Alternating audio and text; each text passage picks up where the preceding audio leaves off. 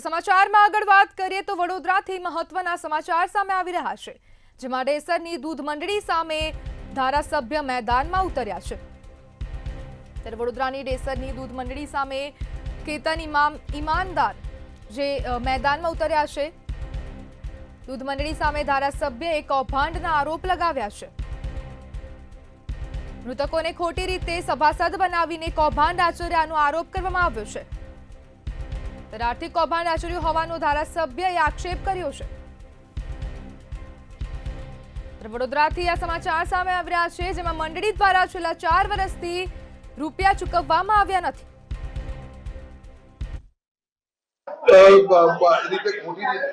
નાણાકીય ગેરરીતિ કરવા માટે ખૂબ મોટું લાખો રૂપિયાનું કૌભાંડ બહાર આવ્યું છે અને આ રજૂઆત મને ગ્રામજનો દ્વારા આવી અને આ ગ્રામજનોએ જ્યારે મને રજૂઆત કરી ત્યારે હું પણ ચોંકી ગયો હતો કે ભાઈ આ લોકો જે મરણ થયેલા છે એવા લોકોને કઈ રીતે એના નામે પૈસા દૂધ ભરાવીને એને કઈ રીતે પૈસા ઉપાડાયા અને એ પૈસા લેનારમાં કોણ જવાબદાર લોકો છે, આ બધી જ વસ્તુ ખૂબ મોટો તપાસનો વિષય છે। આજે બરોડા ડેરીના એમડી, બરોડા ડેરીના ચેરમેન, મારા જિલ્લા કલેક્ટર શ્રી, જિલ્લા રજિસ્ટ્રાર શ્રી, મારા ડીએસપી શ્રી અને માન્ય મુખ્યમંત્રી શ્રી અને માન્ય સહકાર મંત્રી શ્રીને પણ મેં ફેક્સ દ્વારા આની એના મામલો એમના સમક્ષ લાવ્યો છું અને એમને હું રૂબરૂ પણ મળીને 1 to 1 સમજાવવાનો પણ છું। આ મુદ્દાઓ સર કે મારી જોડે જે પણ એવિડન્સ છે એ પણ હું એમને આપવાનો છું।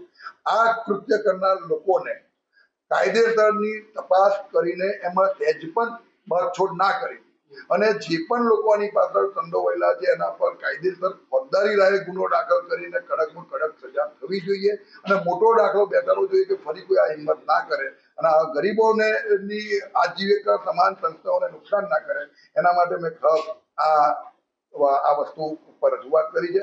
મને વિશ્વાસ છે કે આવનારા દિવસોની અંદર આ લોકોની સામે કાયદેસરી ફોજદારી ગુનો દાખલ થશે, પણ જો કદાચ તપાસમાં સહેજ પણ પ્લસ માઇનસ થશે તો હજુ પણ મારી જોડે જેટલા એવિડન્સ છે એના માટે હું આગામી દિવસની અંદર પ્રેસ કોન્ફરન્સ કરીશ। આ એક મેરાકુવા ગામની દૂધ મંડળીની વાત છે, અનેક દૂધ મંડળીઓમાં આવું થતું આવે છે એવું પણ મારી જોડે રજૂઆત છે।